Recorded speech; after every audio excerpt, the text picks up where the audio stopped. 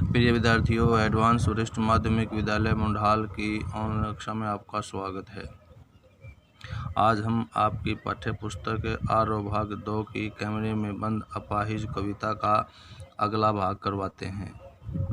प्रसंग वही है पहले वाला। तो देखिए, फिर हम पर्दे पर दिखलाएंगे फूली हुई आँख की एक बड़ी तस्वीर। कवि इससे पहले वाले पद में हमने करवाया था अंतिम पंक्तियों में कि कौन दुबले पतले व्यक्ति से ऐसे प्रश्न पूछे जाएंगे कि वह रोने लग जाएगा। फिर हम पर्दे पर दिखलाएंगे। कवि कहता है कि उस दुबले पतले या अपंग व्यक्ति से हम ऐसे संवेदनहीन प्रश्न पूछेंगे कि वह रोने लग जाएगा। जब रोने लग जाएगा तो रोने के कारण फूली हुई आँख रोने के कारण उसकी आँखों में आने वाले आंसुओं के कारण उस अपाहिज व्यक्ति की आँखें फूल जाती हैं। उन दुख के कारण या रोने के कारण फूली हुई आँख की एक बड़ी तस्वीर को दूरदर्शन के बड़े पर्दे पर दूरदर्शन वाले कहते हैं कि हम उसकी फूली हुई आँख को दिखलाएंगे।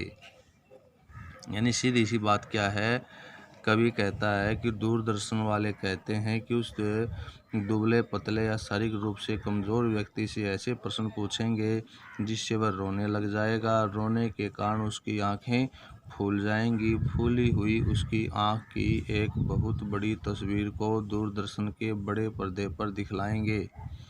बहुत बड़ी तस्वीर और उसके होठों पर एक कसमसाहट भी।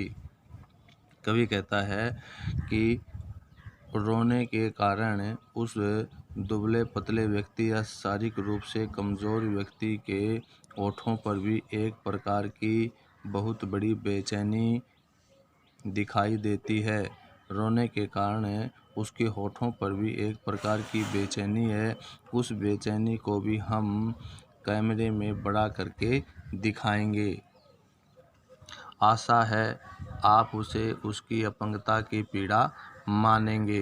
कवि कहता है कि दर्शकों से प्रश्न करता है कवि, दूरदर्शन वाले दर्शकों से कहते हैं हमें उम्मीद है कि आप उसे उसकी अपंगता की पीड़ा मानेंगे। यानी उसकी आँखों में आने वाले आंसुओं के कारण फूलना और उसके होठों पर एक प्रकार की बेचैनी, इन दोनों को आप उस अपंग व्यक्ति की देख करके उस अपंग व्यक्ति की पीड़ा को समझ सकेंगे या उसकी पीड़ा को महसूस कर सकेंगे। दूरदर्शन वाले दर्शकों से ऐसी उम्मीद रखते हैं कि उस व्यक्ति की पीड़ा को आप या उस व्यक्ति के दर्द को आप अनुभव कर सकेंगे या समझ सकेंगे।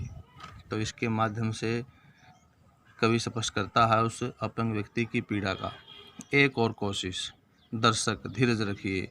कवि कहता है कि ये दूरदर्शन वाले दर्शकों से या दर्शक गण से एक अनुरोध करते हैं कि जब ये बार बार उस अपंग व्यक्ति को दूरदर्शन के कैमरे के सामने लाता है, वह अपने दुख को दर्शकों के सामने प्रस्तुत नहीं कर पाता है, तो दूरदर्शन वाले उस स्थिति को देखकर उस समय को समझ करके दर्शकों से एक अपील करते हैं कि आप धैर्य रखिए।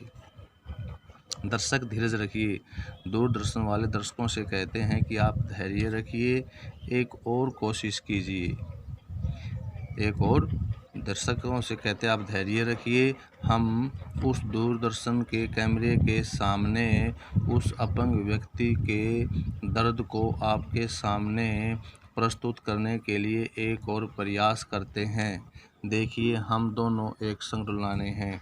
हम दोनों का मतलब आपको, दर्शकगण को और उस अपंग व्यक्ति को हम ऐसा कार्यक्रम प्रस्तुत करेंगे उस दूरदर्शन के ऊपर उस अपंग व्यक्ति की ऐसी दर्दनाक अवस्था का चित्रण करेंगे कि आप दोनों एक साथ रोने लग जाएंगे। आप और वह दोनों, यानी आप दर्शकगण और वह दुबला पतला अपंग व्यक्ति। कवि कहता है कि हम आप दोनों से हम उस अपंग व्यक्ति से ऐसे प्रश्न पूछेंगे कि उसका ऐसा दर्दनाक चित्रण प्रस्तुत करेंगे कि उसके दर्दनाक दृश्य को सुनकर या देखकर आप दर्शकगण और वह दुबला पतला व्यक्ति दोनों रोने लग जाएंगे। कैमरा, बस करो नहीं हुआ रहने दो, पर्दे पर वक्त की कीमत है। दूरदर्शन वाले कहते हैं कि दूरदर्शन वाले पर्दे पर वक्त की कीमत। जब ऐसा नहीं हो पाता तो दूरदर्शन वाले कहते हैं कि पर्दे पर समय की महत्ता होती है। पर्दे पर समय की कीमत होती है, समय की महत्ता होती है। दूरदर्शन वाले कहेंगे, कैमरामैन से कहेंगे कि बस करो रहने दो, नहीं हुआ कि जैसा हम चाहते थे वैसा नहीं हुआ। अब आप अपने कैमरे को बंद कर दीजिए, इसके दृश्य को लेने से आप मना कर दीजिए। फिर कवि कहता, अब मुस्कुराएंगे हम।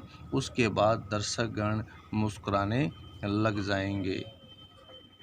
क्यों? क्योंकि उस दूरदर्शन के ऊपर कैमरे के सामने वह दुबला पतला व्यक्ति अपना बखान नहीं कर पाया। आप देख रहे थे सामाजिक उद्देश्य से युक्त कार्यक्रम। कवि कहता है कि जो ये आपके सामने कार्यक्रम दिखाया जा रहा था, आपके सामने जो ये कार्यक्रम दुबले पतले व्यक्ति की पीड़ा का या उसके अपंग का जो वर्णन किया जा रहा था, वह एक सामाजिक उद्देश्य से युक्त कार्यक्रम आपके सामने प्रस्तुत किया जा रहा था। बस थोड़ी ही कसर रह गई, यानी उस सामाजिक उद्देश्य से युक्त कार्यक्रम को पूरा होने में थोड़ी सी कमी रह गई, ऐसा दूरदर्शन वाले कहते हैं। धन्यवाद। ऐसा कहकर वे सभी का धन्यवाद कर देते हैं। तो इसके माध्यम से कवि ने अपंग व्यक्ति की पीड़ा का वर्णन किया है और दूरदर्शन वाले उस अपंग व्यक्ति की पीड़ा का वर्णन करके अपने कार्यक्रम को रोचक बनाना चाहते हैं। भाषा सहज खड़ी बोली, तत्सम तद्भव शब्दावली, तत्सम तद्भव शब्दावली और मुक्त छंद मुक्त रचना है, अनुप्रास अलंकार का प्रयोग है। धन्यवाद।